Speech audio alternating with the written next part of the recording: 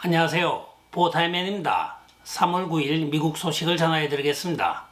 첫 번째 소식입니다. 캐시 파텔 FBI 국장이 첫 번째 전과를 올린 것을 오늘 발표를 하고 있습니다. 그가 취임한 후에 첫 번째로 3명의 중국 간첩을 체포하여 기소하였다고 오늘 발표하는데, 그 3명의 중국 간첩은 현 미군에 복무 중인 2명의 현역 군인과 전직 군인 1명, 총 3명으로 알려졌습니다. 이들은 중국계로 미국 군대에 근무를 하면서 미국 군대의 모든 자료를 중국에 팔아넘긴 혐의로 지금 조사를 받고 있으며, 그들이 이 혐의에 대하여 확정시가 될 때는 간첩 혐의로 아마도 관타나모 수용소로 옮겨질 것으로 보여지고 있습니다. 이들은 많지도 않은 1, 2만 불의 돈을 받고 미국 군대에서 작동 중인 하마스 미사일 등등의 많은 군사 관련 자료들을 수집하고 그것을 중국에 팔아넘긴 혐의라고 합니다. 건당 10,000불 내지 20,000불을 받고 수차에 걸쳐서 간첩 행위를 하였던 그들, 결국은 모든 것이 중국의 사정 공작으로 보여지고 있으며, 이 사건으로 인하여 정상적으로 미군 내에 복무하고 있는 많은 중국계 군인들의 위치가 상당히 어려워질 것으로 보여지고 있으며, 이에 대하여 레드콕스 육군 방첩대 대장은 중국의 그간의 지속적이고도 끊임없는 정보 사냥이 계속되고 있다고 오늘 경고를 울리고 있습니다.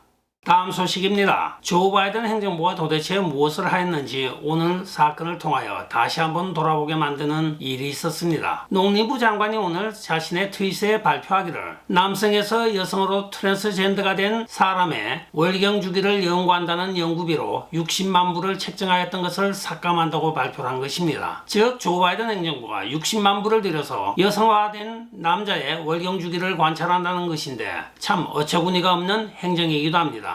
조 바이든은 많은 서류에 사인은 한 것으로 알려지고 있으나 실제적으로 본인이 한 사인은 몇 개가 되지 않는다고 합니다. 대부분의 사인 복제기를 사용하여 한 번 된 사인을 카피 떠서 그대로 계속 사인을 한 것으로 여겨졌다고 하는데, 도대체 누가 이런 행위를 했는지 그것은 꼭 밝혀져야 될 것으로 보여지고 있습니다. 자필 사인이 아니고 기계로 한 사인은 사실은 법적으로 무효이기 때문이기도 합니다. 이런 것을 보면 조 바이든은 역대 미국 대통령 중에 가장 편하게 미국 대통령을 한 것으로 보여지고 있습니다.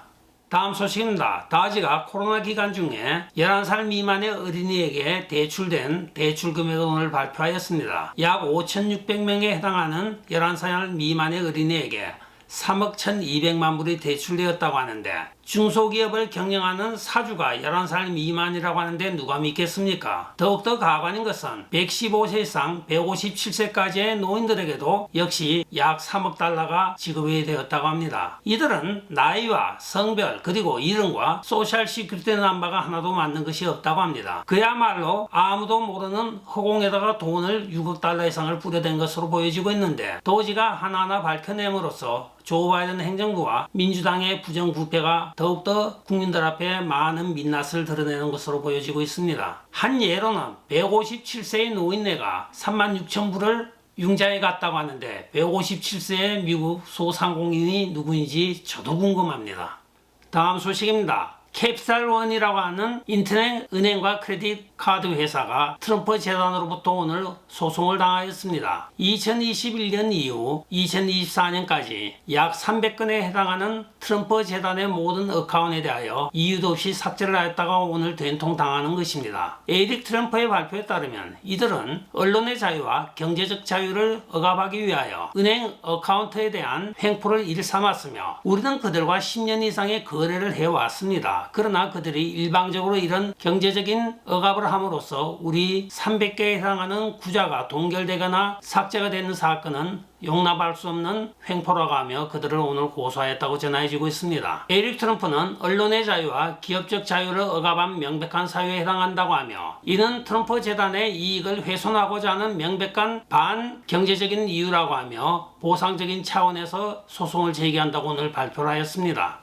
다음 소식입니다. 국토안보부 장관인 크리스틴 노엠은 산하기관인 ICE의 추방 계획을 누설하는 내부자를 색출하기 위하여 거짓말 탐지기를 사용할 것이라고 오늘 천명하였습니다. 일전에 국토안보부의 명령에 따라 ICE가 급습한다는 사실을 누설하였던 2명의 직원은 지금 기소를 앞두고 있으며, 이들은 정부 기밀 누설 혐의로 지금 기소 상태에 있다고 합니다. 일전에 FBI가 수많은 내부자들에 의하여 오염이 되었다고 비난하였던 크리스틴 노엠은 FBI 이전에 먼저 자기 집안 단속을 하고 있는 것으로 보여지고 있으며 이것은 앞으로 수많은 딥스테이트가 포진하고 있는 FBI와 정부기관의 정화 작업이 시작된 신호탄으로 보여지고 있습니다.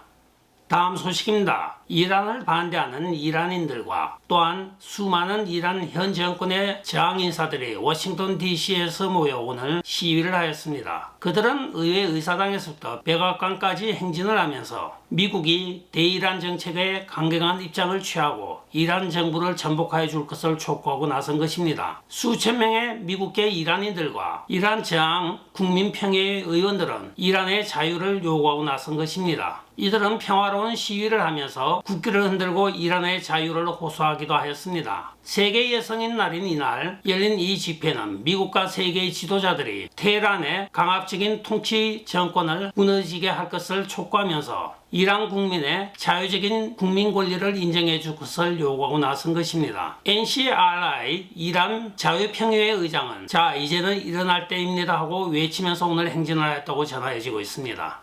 다음 소식입니다. 유펜, 하버드대학 그리고 콜롬비아 세 군데는 지금 총장이 없습니다. 그 사건은 바로 유명한 반이스라엘 운동을 주도하는 학생들의 소요 때문이었습니다. 그러나 도널드 트럼프 대통령 행정부가 들어선 이후에 이 모든 것이 하나하나 잡혀가고 있습니다. 특히 콜롬비아 대학 경우에는 그간에 연방정부가 지원하였던 4억 달러를 취소한다고 발표가 되었으며 여기에 깜짝 놀란 임시총장은 즉시 당국과의 긴밀한 협조를 하겠다고 태스크포스에 참석하였다고 전해지고 있습니다. 한편 데모를 주동하였던 주동자 중에 한 명인 칼리라고 불리우는 콜롬비아 출신의 대학원생은 졸업을 하였지만 대학교 내 기숙사에 머물면서 계속 데모를 주동하다가 요번에 붙잡혔다고 합니다. ICE에 어저께 구금된 그는 영주권과 또는 학생 비자가 다 취소당하여 본국으로 추방될 것이라고 오늘 발표가 되고 있는데 그간에 이스라엘 인질극을 벌였던 하마스를 지지하며 미국 내에서 수많은 반이스라엘 운동을 이끌었던 이 주동자가 추방이 되고 또한 관련자들이 많이 구금됨에 따라 학교 내에 번졌던 반이스라엘 데모가 많이 줄어들 것으로 보여지고 있습니다. 끝까지 시청해 주셔서 감사합니다. 지금까지 보타이맨이었습니다. 여러분 좋아요, 댓글, 구독, 알림 부탁드리고 안녕히 계십시오. 바이.